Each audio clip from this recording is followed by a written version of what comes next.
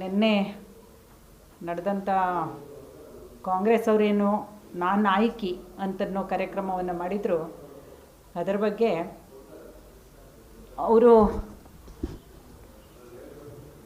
ನಾನು ಆಯ್ಕೆ ಅಂತ ಏನು ಕಾರ್ಯಕ್ರಮ ಮಾಡಿದ್ದಾರೆ ಅದರ ಬಗ್ಗೆ ಮಾತಾಡ್ತಾ ಇದ್ದೇನೆ.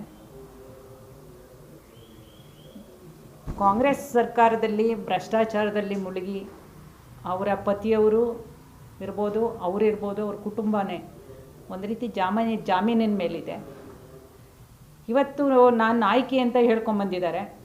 ಅವರು ಯಾವ ರೀತಿ ನಾಯಕಿ ಅಂತನ್ನೋದು ನಮಗೆ ಕರ್ನಾಟಕದ ಹೆಣ್ಮಕ್ಳಿಗೇ ಒಂದು ಯಕ್ಷ ಪ್ರಶ್ನೆಯಾಗಿದೆ.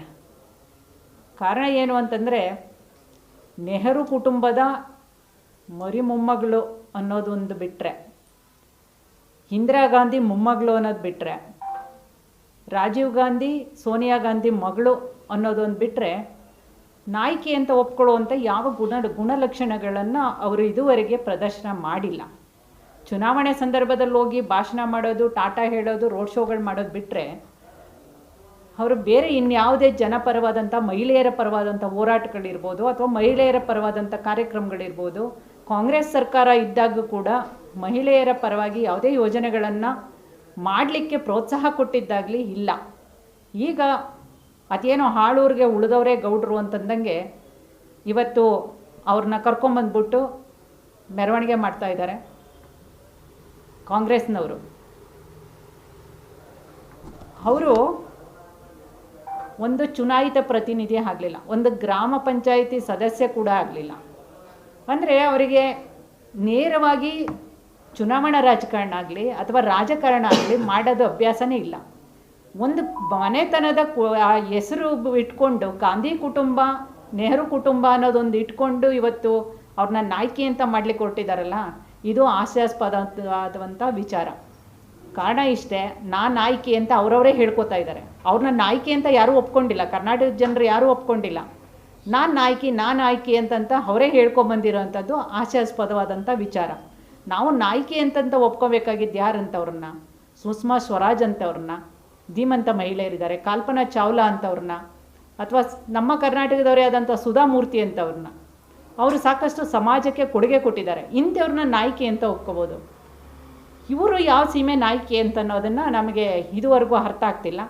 ಕೇವಲ ಆ ಕುಟುಂಬದ ಕುಡಿ ಅನ್ನೋದು ಒಂದು ಬಿಟ್ಟರೆ ಅವ್ರಿಗೆ ಯಾವುದೇ ನಾಯಕತ್ವದ ಗುಣ ಇಲ್ಲ ಅನ್ನೋದನ್ನು ಈ ಸಂದರ್ಭದಲ್ಲಿ ಹೇಳ್ತಾ, ಇಂದಿರಾ ಗಾಂಧಿಯವರು ಮೊದಲನೇ ಮಹಿಳಾ ಪ್ರಧಾನಿಯಾಗಿ ಭಾರತದಲ್ಲಿ ಸಾಕಷ್ಟು ವರ್ಷಗಳು ಸುದೀರ್ಘ ಕಾಲ ಅವರು ಭಾರತದ ಆಡಳಿತ ನಡೆಸಿದ್ರು ಕೂಡ ಅವರು ಮಹಿಳೆಯರ ಪರವಾದಂಥ ಯಾವ ಯೋಜನೆಗಳು ಕೊಟ್ಟರು, ಕಾಂಗ್ರೆಸ್ ಉದ್ದೇಶ ಏನು ಅಂತ ಅನ್ನೋದ್ರ ಬಗ್ಗೆ ನಾನು ಹೇಳ್ತಾ ಇದ್ದೇನೆ.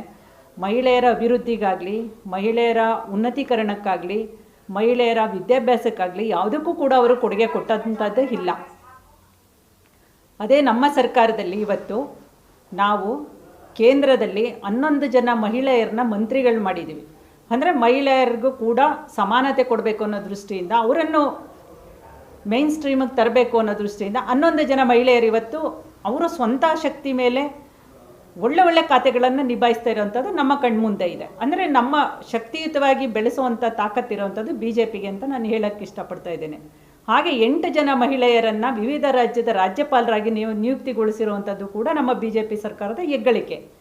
ಜೊತೆಗೆ ಎಲ್ಲದಕ್ಕಿಂತ ಮುಖ್ಯವಾಗಿ ಭಾರತದ ಪ್ರಥಮ ಪ್ರಜೆಯಾಗಿ ದ್ರೌಪದಿ ಮುರ್ಮು ಅವರನ್ನು ಹಿಂದುಳಿದ ವರ್ಗದಿಂದ, ಬುಡಕಟ್ಟು ಜನಾಂಗದಿಂದ ಬಂದಂಥ ಮಹಿಳೆಯನ್ನು ಇವತ್ತು ರಾಷ್ಟ್ರಪತಿಗಳನ್ನಾಗಿ ಮಾಡಿರುವಂಥದ್ದು ಕೂಡ ನಮ್ಮ BJPಯ ಹೆಮ್ಮೆಯ ವಿಚಾರ, ಹೆಗ್ಗಳಿಕೆಯ ವಿಚಾರ. ಅಂದರೆ ಮಹಿಳೆಯರ ಪರವಾಗಿ ಹೇಗಿದೆ ನಮ್ಮ BJP ಅನ್ನೋದನ್ನು ನಾವು ಈ ಸಂದರ್ಭದಲ್ಲಿ ಹೇಳಲಿಕ್ಕೆ ಇಷ್ಟಪಡ್ತಾ ಇದ್ದೀವಿ. ಈ ಒಂದು ಸಂದರ್ಭದಲ್ಲಿ ನಮ್ಮದು ಕರ್ನಾಟಕದಲ್ಲೇ ಇರ್ಬೋದು, ಲಿಂಗ ತಾರತಮ್ಯ ಎಷ್ಟಾಗ್ತಾ ಇದೆ, ಇದು ಸಮಾಜದ ಮೇಲೆ ಏನು ದುಷ್ಪರಿಣಾಮ ಬೀರ್ತಾ ಇದೆ ಅನ್ನೋದು ಕಾರಣಕ್ಕೋಸ್ಕರ ಭಾಗ್ಯಲಕ್ಷ್ಮಿ ಯೋಜನೆಯನ್ನು ತಂದಂಥವ್ರು ಯಡಿಯೂರಪ್ಪನವರು. ಆ ಲಿಂಗ ತಾರತಮ್ಯವನ್ನು ಹೋಗಲಾಡಿಸ್ಬೇಕು ಅಂತ ಯಾವುದೇ ಕಲ್ಪನೆಯೂ ಕೂಡ ಕಾಂಗ್ರೆಸ್ ಅವ್ರಿಗೆ ಬರಲಿಲ್ಲ.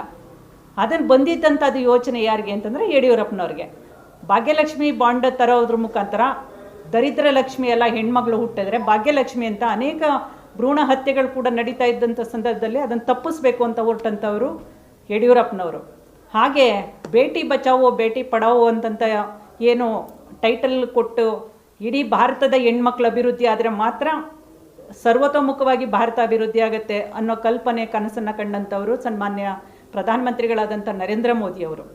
ನಮ್ಮಲ್ಲಿ ಮಾತೃವಂದನಾ ಯೋಜನೆ ಇರ್ಬೋದು, ಹೆಣ್ಮಕ್ಳಿಗೆ ಎಲ್ಲಕ್ಕಿಂತ ಮುಖ್ಯವಾಗಿ ಗೌರವಯುತವಾಗಿ ಬಯಲಲ್ಲಿ ಅವರು ಶೌಚ ಮಾಡಲಿಕ್ಕೆ ಹೋಗ್ತಿದ್ದಂಥ ಸಂದರ್ಭದಲ್ಲಿ ಭಾರತದ ಹೆಣ್ಮಕ್ಳು ಈ ನ್ಯಾಯಸ್ಥಿತಿನಲ್ಲಿರಬಾರ್ದು, ಅವರಿಗೆ ಗೌರವಯುತವಾಗಿ ಒಂದು ಶೌಚಾಲಯ ಕಟ್ಕೊಡ್ಬೇಕು ಅಂತಂತ ಯೋಚನೆ ಮಾಡಿದಂಥವರು ಸನ್ಮಾನ್ಯ ಪ್ರಧಾನಮಂತ್ರಿಗಳಾದಂಥ ನರೇಂದ್ರ ಮೋದಿಯವರು. ಪ್ರತಿಯೊಂದು ಹೆಣ್ಮಗಳು ಇವತ್ತು ಗೌರವಯುತವಾಗಿ ಅವ್ರನ್ನ ಬದುಕನ್ನು ಕಟ್ಕೊಳ್ಳಿಕ್ಕೆ ಅವಕಾಶ ಮಾಡಿಕೊಟ್ಟಂಥದ್ದು ನಮ್ಮ ಸನ್ಮಾನ್ಯ ಪ್ರಧಾನಮಂತ್ರಿಗಳು. ಮನಸ್ವಿನಿ ಯೋಜನೆ ಇರ್ಬೋದು, ಸುಕನ್ಯಾ ಸಮೃದ್ಧಿ ಯೋಜನಾ ಇರ್ಬೋದು, ಈ ಥರದ ನೂರಾರು ಯೋಜನೆಗಳನ್ನು ಮತ್ತು ಹೆಣ್ಮಕ್ಳ ಆರ್ಥಿಕವಾಗಿ ಸುಸ್ಥಿರವಾಗಿ ಅವರ ಕಾಲ ಮೇಲೆ ಅವ್ರು ನಿಂತ್ಕೊಳ್ಳಿಕ್ಕೆ ಏನು ಮುದ್ರಾ ಯೋಜನೆಯಲ್ಲಿ ಹೆಣ್ಮಕ್ಳಿಗೆ ಸಾಕಷ್ಟು ಅನುಕೂಲಗಳನ್ನು, ಅವ್ರಿಗೆ ಆದಂಥ ಮೀಸಲನ್ನು ಇಟ್ಟು ಅವ್ರಿಗೆ ಉತ್ತೇಜನ ಕೊಡ್ತಾ ಇರೋವಂಥದ್ದು ಇರ್ಬೋದು, ಅವರು ಸ್ವಂತ ಉದ್ಯಮಗಳನ್ನು ಮಾಡ್ತೀವಿ ಅಂತಂದರೆ ಅವ್ರಿಗೆ ಹೆಚ್ಚಿನ ಪ್ರೋತ್ಸಾಹ ಕೊಡುವಂಥದ್ದು ಇರ್ಬೋದು. ಎಲ್ಲ ರೀತಿಯಲ್ಲೂ ಕೂಡ ನಮ್ಮ BJP ಸರ್ಕಾರ ಮಹಿಳೆಯರ ಪರವಾಗಿದೆ. ಇವರು ಏನು ಕಾಂಗ್ರೆಸ್ನವರು ನಾವು ಮುಸ್ಲಿಮವ್ರ ಪರ ಅಥವಾ ಹಿಂದುಳಿದವ್ರ ಪರ ಮುಸ್ಲಿಂ ಪರ ಅಂತಂತ ಬಾಯ್ಬಡ್ಕೊತಾ ಇದ್ದಾರೆ. ಮುಸ್ಲಿಮಲ್ಲಿರೋರು ಹೆಣ್ಮಕ್ಳು ಅಂತ ಇವ್ರಿಗೆ ಯಾರಿಗೂ ಅನ್ನಿಸ್ಲೇ ಇಲ್ಲ. ಮುಸ್ಲಿಮಲ್ಲಿರೋರು ಕೂಡ ಹೆಣ್ಮಕ್ಳು. ದೇವರ ಸೃಷ್ಟಿನಲ್ಲಿ ಎರಡೇ ಜಾತಿ, ಹೆಣ್ಣು ಗಂಡು. ಅದರಲ್ಲಿ ಹೆಣ್ಣು ಮಕ್ಕಳಿಗೆ ಅಷ್ಟೊಂದು ಅನ್ಯಾಯ ಆಗ್ತಾಯಿದೆ. ಏನು ಮುಸ್ಲಿಂ ಸಮಾಜದಲ್ಲಿ ಟ್ರಿಪ್ಪಲ್ ತಲಾಕ್ ಅಂತ 3 ಸಾರಿ ತಲಾಕ್ ಕೊಟ್ಟರೆ 3 ಮಕ್ಕಳು 4 ಮಕ್ಕಳು 5 ಮಕ್ಕಳು ಇಟ್ಕೊಂಡು ಆ ಮಹಿಳೆ ಬೀದಿಗೆ ಬೀಳ್ತಾ ಇದ್ಲು. ಅವಳಿಗೆ ಯಾವುದೇ ಒಂದು ಕಾಂಪನ್ಸೇಷನ್ ಕೊಡೋಂಗಿಲ್ಲ, ಯಾವುದೇ ಒಂದು ಅವಳಿಗೆ ಪ್ರಶ್ನೆ ಮಾಡುವಂಥ ಹಕ್ಕು ಕೂಡ ಕಿತ್ಕೊಂಡಂಥ ಕಾನೂನನ್ನು ಪ್ರೋತ್ಸಾಹ ಮಾಡ್ಕೊಂಡು ಬಂದಿದ್ದಂಥದ್ದು ನಮ್ಮದೇ ಒಂದೇ ಸಂವಿಧಾನದಲ್ಲಿ. ಆ ಥರ ಒಂದು ಶೋಷಣೆಗೊಳಗಾದಂಥ ಮಹಿಳೆಯರನ್ನ ಇಟ್ಟಿದ್ದಂಥದ್ದು ಕಾಂಗ್ರೆಸ್ಸೇ. ನೆಹರು ಅವರ ಕಾಲದಿಂದ ಹಿಡಿದು ಇಂದಿರಾ ಗಾಂಧಿ ಕಾಲದಿಂದ ಹಿಡಿದು ಇತ್ತೀಚೆಗೆ ರಾಜೀವ್ ಗಾಂಧಿ ಕಾಲದಿಂದ ಹಿಡಿದು ಹೆಣ್ಣುಮಕ್ಕಳ ಶೋಷಣೆ ಅವ್ರ ಕಣ್ಣಿಗೆ ಕಾಣಿಸ್ಲೇ ಇಲ್ಲ. ಅದು ಕಂಡಿದ್ದು ಯಾರಿಗೆ ಅಂತಂದರೆ ಸನ್ಮಾನ್ಯ ಪ್ರಧಾನಮಂತ್ರಿಗಳಾದಂಥ ನರೇಂದ್ರ ಮೋದಿಯವರಿಗೆ ಕಾಣಿಸ್ತು. ಹಾಗಾಗಿ ಆ ವರ್ಗದಲ್ಲಿರುವಂಥ ಮಹಿಳೆಯರ ಬವಣೆಯನ್ನು ನೀಗಿಸಬೇಕು. ಅವರು ಈ ಸಮಾಜದಲ್ಲಿ ಸಮಾಜಮುಖಿಯಾಗಿ ಅವರು ಬೆಳಿಬೇಕು ಅನ್ನೋ ಕಾರಣಕ್ಕೆ ಟ್ರಿಪ್ಪಲ್ ತಲಾಖನ್ನು ತೆಗೆದು ಅವರು ಕೂಡ ಒಂದು ನಮ್ಮ ಸಂವಿಧಾನದ ಕಾನೂನಿನಲ್ಲಿ ಬರಬೇಕು. ಅವರು ವಿಚ್ಛೇದನ ತಗೊಳ್ಳೋದಿದ್ರೂ ಕೂಡ ಆ ರೀತಿ ಕಾನೂನಾತ್ಮಕವಾಗಿ ತಗೋಬೇಕು. ಅವ್ರಿಗೆ ಏನು ಒಂದು ಕಾಂಪನ್ಸೇಷನ್ನು ಕೂಡ ಸಿಗಬೇಕು ಅನ್ನೋ ಒಂದು ಕಾನೂನನ್ನು ತಂದ್ರಲ್ಲ, ಇದು ಮಹಿಳೆಯರ ಪರವಾದಂಥ ಸರ್ಕಾರ ಅನ್ನೋದನ್ನು ನಾನು ಈ ಸಂದರ್ಭದಲ್ಲಿ ಹೇಳ್ತೀನಿ. ಇದೆಲ್ಲ ಬೂಟಾಟಿಕೆ. ಸಿದ್ದರಾಮಯ್ಯನವರು ನಾನು ಶಾದಿ ಭಾಗ್ಯ ಕೊಟ್ಟೆ, ಆ ಭಾಗ್ಯ ಕೊಟ್ಟೆ, ಏನು ಭಾಗ್ಯ ಕೊಟ್ಟರೆ ಏನು ಬಂತು?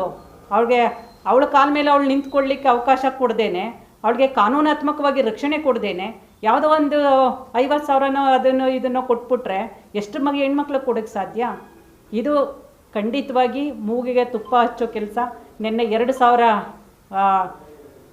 ಏನದು ಬಾಂಡ್ ಗೃಹಲಕ್ಷ್ಮಿ ಅಂತಂದ್ಬಿಟ್ಟು ಬಾಂಡ್ ಕೊಡ್ತೀವಿ ಅಂತಂತ ಹೇಳಿದ್ದಾರೆ. ಎಲ್ಲಿಂದ ತಂದು ಕೊಡ್ತೀವಿ ಅಂತನ್ನೋದನ್ನು ಯಾವುದನ್ನು ಹೇಳಿಲ್ಲ. ಹಣದ ಮೂಲ ಎಲ್ಲಿಂದ ಬರುತ್ತೆ, ಎಲ್ಲಿಂದ ಕೊಡ್ತೀವಿ ಅಂತನ್ನೋದು ಎಲ್ಲೂ ಹೇಳಿಲ್ಲ. ಅದು ಅಷ್ಟು ಸುಲಭ ಅಲ್ಲ. ಇದು ಸುಮ್ಮನೆ ಗಿಮಿಕ್ ಅಷ್ಟೇ. ಚುನಾವಣೆ ಸಂದರ್ಭದಲ್ಲಿ ಹೆಣ್ಮಕ್ಳಿಗೆ 2,000 ಕೊಡ್ತೀವಿ ಅಂತಂತ ಅವ್ರನ್ನ ಮರಳು ಮಾಡಿ ಓಟ್ ತಗೊಳ್ಳೋಕ್ಕಷ್ಟೇ ಇದು ಯೋಜನೆಯನ್ನು ಹೊರತು ಇದು ಖಂಡಿತವಾಗಿ ಇದು ಯಾವುದು ಶಾಶ್ವತವಾದಂಥ ಯೋಜನೆ ತರ್ತಾ ಇಲ್ಲ. ಗಿಮಿಕ್ಕು, ಇದೆಲ್ಲ ಗಿಮಿಕ್ಕು. ಇನ್ನು ವಿದ್ಯುತ್ ಕೊಡ್ತೀನಿ, ಎಲ್ಲರ ಮನೆಗಳಿಗೂ 200 ಯೂನಿಟ್ ವಿದ್ಯುತ್ ಕೊಡ್ತೀವಿ ಅಂತನ್ನೋದು ಇವೆಲ್ಲವೂ ಚುನಾವಣೆ ಗಿಮ್ಮಿಕ್ಕು. ಇದು ಯಾವುದು ಕೂಡ ಈಡೇರಿಸಲಿಕ್ಕೆ ಆಗದಂಥ ಇವರು ಹೇಳ್ತಾ ಇದ್ದಾರೆ. ಅದಕ್ಕೆ ಹೇಳ್ಬೇಕು, ನನ್ನ ಬಡ್ಜೆಟಲ್ಲಿ ಇಷ್ಟು ಹಣವನ್ನು ಎಲ್ಲಿಂದ ತರ್ತೇನೆ, ಹೆಂಗೆ ಕೊಡ್ತೀನಿ, ಯಾವ ರೂಪಾಂತರದಲ್ಲಿ ಕೊಡ್ತೀವಿ ಅಂತ ಅನ್ನೋದನ್ನು ಅಕೌಂಟಿಗೆ ಬರಬೇಕು ಹೊರತು ಅವ್ರು ಕೊಟ್ಟಂಗೆ ಬಾಂಡ್ಗಳನ್ನಾಗಲಿ ಚೆಕ್ಗಳ ಮುಖಾಂತರನಾಗಲಿ ಕೊಡ್ಲಿಕ್ಕೆ ಸಾಧ್ಯನೇ ಇಲ್ಲ. ಚೆಕ್ ಮುಖಾಂತರ ಬಾಂಡ್ ಮುಖಾಂತರ ಕೊಡಬೇಕಂದ್ರೆ ಸಿದ್ದರಾಮಯ್ಯನವ್ರ ಮನೆಯಿಂದ ಕೊಡಬೇಕು, ಅಥವಾ DK ಶಿವಕುಮಾರ್ ಮನೆಯಿಂದ ಕೊಡಬೇಕು, ಅಥವಾ ಪ್ರಿಯಾಂಕಾ ಗಾಂಧಿಯವರ ಅಕೌಂಟಿಂದ ಕೊಡಬೇಕು, ಅವರದ ಸ್ವಂತ ದುಡ್ಡಿಂದ. ಅದು ಸಾಧ್ಯನಾ? ಸರ್ಕಾರದ ಯೋಜನೆಗಳನ್ನ ಮಾಡಬೇಕು ಅಂತಂದರೆ ಅದಕ್ಕೆ ಎಲ್ಲಿಂದ ಬಂಡವಾಳ ಹರಿದು ಬರುತ್ತೆ, ನಾವು ಹೇಗೆ ಕೊಡ್ತೀವಿ ಅನ್ನೋದನ್ನು ಕೂಡ ಹೇಳಿದಾಗ ಮಾತ್ರ ನಾವು ನಂಬೋದು ಹೊರತು ಇಲ್ಲೇರೆ ಇದು ಸುಳ್ಳು ಆಶ್ವಾಸನೆಗಳು, ಚುನಾವಣೆ ಗಿಮಿಕ್ ಅಂತಲೇ ನಾವು ಡಿಸೈಡ್ ಮಾಡಿದ್ದೀವಿ. ಹಾಗಾಗಿ ಇದು ನಾಯಕಿಯಲ್ಲ, ನಮ್ಮ ನಾಯಕರುಗಳು ಹೇಳ್ದಂಗೆ ನಾಲಾಯಕ ಕಾರ್ಯಕ್ರಮ. ಇದೇನು ಯಾರು ನಾಯಕಿಯರಾಗಿ ಹೊರಹೊಮ್ಮೋದೇ ಬೇರೆ, ನಾಯಕಿಯರಾಗಿ ಅವರ ಸ್ವಂತ ಕಾಲಿನ ಮೇಲೆ ಹೋರಾಟಗಳ ಮೇಲೆ ಬರುವಂಥದ್ದೇ ಬೇರೆ. ಇದು ಯಾವುದೋ ಲೇಬಲ್ ಅಂಟಿಸ್ಕೊಂಬಂದಿರೋ ನಾಯಕಿಯನ್ನು ಕರ್ನಾಟಕದ ಜನ ಸುಲಭವಾಗಿ ಒಪ್ಕೊಳ್ಳಲ್ಲ. ಎಲ್ಲರೂ ಸುಸಂಸ್ಕೃತರಿದ್ದೀವಿ, ನಾವೆಲ್ಲ ತಿಳುವಳಿಕಸ್ತರಿದ್ದೀವಿ. ಇವರ ಡ್ರಾಮಾಗಳಿಗೆ ಯಾವುದಕ್ಕೂ ಬೆಲೆ ಇಲ್ಲ. ಕಾಂಗ್ರೆಸ್ ಮಹಿಳೆಯರ ಪರವಾಗಿಲ್ಲ ಅಂತ ನಿಮ್ಮ ವಾದ? ಇಲ್ಲ, ಖಂಡಿತ ಇಲ್ಲ. ಮಹಿಳೆಯರ ಪರವಾದಂಥ ಇದ್ದಿದ್ರೆ ಇವರು ನಮ್ಮ ಮುಸ್ಲಿಂ ಪರ ಅಂತ ಇಷ್ಟೊಂದು ಬಾಯ್ ಬಿಡ್ಕೊತಾ ಇದ್ದಾರಲ್ಲ, ಆ ಹೆಣ್ಮಕ್ಳು ಬವಣೆ ಕಾಣಿಸ್ಲಿಲ್ವ ಇಷ್ಟು ವರ್ಷ ಆದರೂ ನಿಮಗೆ? ಅದಕ್ಕಿಂತ ಇನ್ಯಾವುದೂ ಇಲ್ಲ. ಆ ಶೋಷಣೆ ಇದೆಯಲ್ಲ, ಅದು ಅನುಭವಿಸಿರೋ ಈ ಮಕ್ಳಿಗೆ ಮಾತ್ರ ಗೊತ್ತಿರುತ್ತೆ ಆ ನೋವು, ಸಂಕಟ, ಅವಳು ಬದುಕು ಕಟ್ಕೊಳ್ಳೋ ರೀತಿ, ಅವಳು ಸಮಾಜದ ಹೇಗಿದ್ದ ತಿರಸ್ಕಾರ ಮಾಡಿಕೊಂಡು ಆಚೆ ಬೀಳ್ತಾಳೆ, ಅದು ಯಾರಿಗೂ ಕಣ್ಣಿಗೆ ಕಾಣಲಿಲ್ಲ ಅಂತಂದರೆ ಅದೇ ಸಾಕ್ಷಿ ನಿಮಗೆ. ಅದೊಂದೇ ಸಾಕ್ಷಿ. ನಿಮಗೆ ಹೆಣ್ಮಕ್ಳ ಬಗ್ಗೆ ಯಾವುದೇ ಕಾಳಜಿ ಇಲ್ಲ. ಮತಕ್ಕೋಸ್ಕರ ನೀವು ಯಾವುದೇ ಥರದ ಡ್ರಾಮಾ ಮಾಡ್ತಿರೋದು ಕೂಡ ಓಟ್ಗೋಸ್ಕರ. ಇದನ್ನು ನಾವು ತುಂಡವಾಗಿ ಹೇಳ್ಬೋದು. ಪ್ರಿಯಾಂಕಾ ಗಾಂಧಿ ಅವರು ಕರ್ನಾಟಕಕ್ಕೆ ಭೇಟಿ ಕೊಟ್ಟಿರೋದ್ರಿಂದ ಬಿಜೆಪಿ ಅವರು ಹತಾಶೆಗೊಳಗಾಗ್ಬಿಟ್ಟಿದ್ದಾರೆ, ಅದಕ್ಕೆ ಈ ಥರ ಟೀಕೆ ಮಾಡ್ತಿದ್ದಾರೆ ಅಂತಲೂ ಕಾಂಗ್ರೆಸ್ ಅವರು ಹೇಳ್ತಿದ್ದಾರೆ. ಹತಾಶೆಗೆ ನಾವಂತೂ ಒಳಗಾಗಿಲ್ಲ. ಯಾಕೆಂದರೆ ಅವ್ರು ಎಲ್ಲೂ ಹೋದ ಕಡೆನೂ ಅವ್ರೇನು ಗೆದ್ದಿಲ್ಲ. ಅವ್ರನ್ನ ನಾಯಕಿ ಅಂತಲೂ ಒಪ್ಕೊಂಡಿಲ್ಲ. ಅವ್ರು ಯಾವ ಆಧಾರದ ಮೇಲೆ ಅವ್ರನ್ನ ನಾಯಕಿ ಅಂತ ಒಪ್ಕೋಬೇಕು? ಯಾವ ಹೋರಾಟ ಮಾಡಿದ್ದಾರೆ, ಯಾರ ಪರವಾಗಿ ಹೋರಾಟ ಮಾಡಿದ್ದಾರೆ, ಯಾವುದೇ ಅನುಮಾನ ಇಲ್ಲ. ಮೇಡಮ್, ನೀವು ಕೂಡ ರಾಷ್ಟ್ರೀಯ ಪಕ್ಷದ ಜಿಲ್ಲಾಧ್ಯಕ್ಷ ಆಗಿದ್ದೀರಿ. ಈ ಭಾಗದಲ್ಲಿ ಮಹಿಳಾ ಮತಗಳನ್ನ ಸೆಳೆಯಲಿಕ್ಕೆ ಏನೇನೋ ಕಾರ್ಯತಂತ್ರಗಳನ್ನು ಮಾಡ್ಕೊಂಡಿದ್ದೀವಿ? ಖಂಡಿತವಾಗಿ ನಮ್ಮ ಯೋಚನೆಗಳು ಹೆಣ್ಮಕ್ಳಿಗೆ ಸಾಕಷ್ಟು ಯೋಜನೆಗಳನ್ನ ಕೊಟ್ಟಿದ್ದೀವಿ. ಈಗ ನಮ್ಮ ಗೌರವ ಎತ್ತಿಡಿಬೇಕು ಅಂತಂದರೆ ನಾವು ಫಸ್ಟು ಶೌಚಾಲಯದಿಂದನೇ ತಗೋಬೇಕಾಗುತ್ತದೆ. ಇವತ್ತು ಹೆಣ್ಮಕ್ಳಿಗೆ ಗೌರವಯುತವಾಗಿ ಬಯಲಲ್ಲಿ ಹೋಗಿ ಎಲ್ಲೋ ಹೇಗೋ ಆ ಥರದ್ದು ಅನುಭವಿಸಿದವ್ರಿಗೆ ಮಾತ್ರ ಗೊತ್ತು. ಇವತ್ತು ಅದೊಂದು ನೆನೆಸ್ಕೊಂಬಿಟ್ರೂ ಭಾರತದಲ್ಲಿ ನಾವು ಗೌರವಯುತವಾಗಿ ಹೆಣ್ಮಕ್ಳು ಬದುಕ್ತಾ ಇದ್ದೀವಿ. ಮತ್ತು ಎಲ್ಲ ಥರನೂ ಉಜ್ವಲ ಯೋಜನೆ ಇರ್ಬೋದು, ಹೆಣ್ಮಕ್ಳಿಗೆ ಕೊಡ್ತಾ ಇರೋವಂಥ ಕೊಡುಗೆಗಳಿರ್ಬೋದು, ಮನಸ್ವಿನಿ ಯೋಜನೆ ಇರ್ಬೋದು, ಮತ್ತು ಮಾತೃವಂದನಾ ಕಾರ್ಯಕ್ರಮ ಇರ್ಬೋದು, ಪೌಷ್ಟಿಕ ಆಹಾರವನ್ನು ಕೊಡುವಂಥ ಕಾರ್ಯಕ್ರಮ ಇರ್ಬೋದು, ಮಹಿಳೆಯರಿಗೆ. ಏಕೆಂದರೆ ಮಕ್ಕಳು ಆರೋಗ್ಯವಂತರಾಗಿ ಮಾನಸಿಕವಾಗಿ ದೈಹಿಕವಾಗಿ ಇಲ್ಲ ಅಂತಂದರೆ ದೇಶ ಯಾವತ್ತೂ ಆರೋಗ್ಯಕರವಾಗಿರೋಕ್ಕೆ ಸಾಧ್ಯನೇ ಇಲ್ಲ. ಆ ಕಾರಣಕ್ಕೋಸ್ಕರ ನಾವು ತಾಯಿಯನ್ನು ರೆಡಿ ಮಾಡಿದ್ರೆ ಅದು ಕುಟುಂಬವನ್ನೇ ರೆಡಿ ಮಾಡಿದಂಗೆ. ಆ ಕಾರಣಕ್ಕೆ ಹೆಚ್ಚಿನ ಹೊತ್ತನ್ನು ಕೊಡ್ತಾ ಇರೋದು ನಮ್ಮ ತಾಯಿಯಂದರಿಗೆ ಹೆಚ್ಚಿನ ಹೊತ್ತು ಕೊಡ್ತಾ ಇದೆ ನಮ್ಮ ಸರ್ಕಾರ. ಅದು ದೇಶದ ಅಭಿವೃದ್ಧಿ ದೃಷ್ಟಿಯಿಂದ. ನಾವು ಯಾವುದೇ ಓಟಿಗೋಸ್ಕರ ಅಲ್ಲ, ಯಾವುದಕ್ಕೋಸ್ಕರನೂ ಅಲ್ಲ, ದೇಶದ ಅಭಿವೃದ್ಧಿಗೋಸ್ಕರ. ದೇಶ ಆರೋಗ್ಯಕರವಾಗಿರಬೇಕು, ಮಾನಸಿಕವಾಗಿ ದೈಹಿಕವಾಗಿ ಸಾಮಾಜಿಕವಾಗಿ ಎಲ್ಲದರಲ್ಲೂ ಚೆನ್ನಾಗಿರಬೇಕು ಅಂತಂದರೆ ನಾವು ತಾಯಂದಿರನ್ನ ಮೊದಲನ್ನ ರೆಡಿ ಮಾಡಿದ್ರೆ, ಅವರು ಸದೃಢವಾಗಿದ್ದರೆ ಇಡೀ ದೇಶ ಸದೃಢವಾಗಿರುತ್ತೆ ಅನ್ನೋ ಭಾವನೆಯನ್ನು ಇಟ್ಕೊಂಡಿರೋವಂಥದ್ದು ನಮ್ಮ ಪಕ್ಷ. ತಾಯಂದರಿಗೆ ಹೆಚ್ಚಿನ ಅವಕಾಶಗಳನ್ನು, ಹೆಚ್ಚಿನ ಸ್ಥಾನಮಾನಗಳನ್ನು ಕೊಟ್ಟಿರೋವಂಥದ್ದು ನಮ್ಮ ಪಕ್ಷ. ಏಕೆಂದರೆ ನಮ್ಮಲ್ಲಿ ಸಂಬೋಧನೆ ಮಾಡೋದೇ ತಾಯಂದಿರು ಅಂತಾನೆ. ನಮ್ಮಲ್ಲಿ ಮಹಿಳೆಯರನ್ನು ತಾಯಂದಿರು, ಮಾತೆಯರು ಅಂತಲೇ ಸಂಬೋಧನೆ ಮಾಡುವಂಥ ಏಕೈಕ ಪಕ್ಷ BJP ಆಗಿರೋದ್ರಿಂದ ಅತ್ಯಂತ ಗೌರವಯುತವಾಗಿ ನಾವು ಇಲ್ಲಿ ಹೆಣ್ಮಕ್ಳು ಇಷ್ಟೆಲ್ಲ ಮಾತಾಡ್ತಾ ಇದ್ದೀವಿ. ಭಾಗಶಃ ಏಕೈಕ ಮಹಿಳೆಗೆ ಅವಕಾಶ ಮಾಡಿಕೊಟ್ಟಿರೋದು ಇಡೀ ರಾಜ್ಯದಲ್ಲಿ 3-4 ಪಕ್ಷಗಳಲ್ಲಿ ಜಿಲ್ಲಾಧ್ಯಕ್ಷ ಸ್ಥಾನವನ್ನು ನಮ್ಮ BJPಯಿಂದ. ಇದೇ ಉದಾಹರಣೆ ಹೆಣ್ಮಕ್ಳನ್ನ ಎಷ್ಟು ಪ್ರೋತ್ಸಾಹ ಕೊಡ್ತಾ ಇದೆ, ಹೆಣ್ಮಕ್ಳ ಬೆಳವಣಿಗೆಗೆ ಅವಕಾಶ ಕೊಡ್ತಾ ಇದೆ ಅನ್ನೋದನ್ನಕ್ಕೆ ನಾನೇ ದೊಡ್ಡ ಉದಾಹರಣೆ ಇದ್ದೀನಿ. ಮೈಸೂರು ಭಾಗದಲ್ಲಿ ಮಹಿಳಾ ಕ್ಯಾಂಡಿಡೇಟ್ಗಳು ಮನೆ ಆಗ್ತಾರೆ ಅಲ್ಲ, ಆಗ್ಬೋದು. ಚುನಾವಣೆಗೆ ಗೆಲುವು ಮಾನದಂಡ ಆಗತ್ತೆ. ನಮಗೆ ಗೆಲ್ಲುವಂಥ ಶಕ್ತಿ ಮಹಿಳೆಯರಿಗಿದೆ ಅಂದರೆ ಖಂಡಿತವಾಗಿ ನಮ್ಮ ಪಕ್ಷ ಕನ್ಸಿಡರ್ ಮಾಡುತ್ತೆ. ಧನ್ಯವಾದಗಳು. ಅಲ್ಲಿ ಬೇರೆ ಬೇರೆ ಛತ್ತೀಸ್ಗಢ ಮತ್ತು ಬೇರೆ ಬೇರೆ ರಾಜ್ಯಗಳಲ್ಲಿ ಅವ್ರು ಏನು ಆಶ್ವಾಸನೆ ಕೊಟ್ಟಿದ್ರು, ಈ ಥರ ಪ್ರಣಾಳಿಕೆಗಳಲ್ಲಿ ಪ್ರಕಟಣೆ ಮಾಡಿದ್ರು, ಅದು ಯಾವುದನ್ನು ಈಡೇರಿಸಿಲ್ಲ ಕಾಂಗ್ರೆಸ್ಸು. ಇಲ್ಲೂ ಕೂಡ ಅದೇ ಥರ ಸುಳ್ಳುಗಳು ಹೇಳ್ಕೊಂಡು ಬರ್ತಾ ಇದ್ದಾರೆ. ಎಲೆಕ್ಷನ್ ಮುಗೀತಿದ್ದಂಗೆ ಇವರು ಸುಳ್ಳು ಅನ್ನೋದು ಸಾಬೀತಾಗತ್ತೆ, ಇವ್ರ ಬಣ್ಣ ಬಯಲಾಗ್ತಾ ಹೋಗುತ್ತೆ.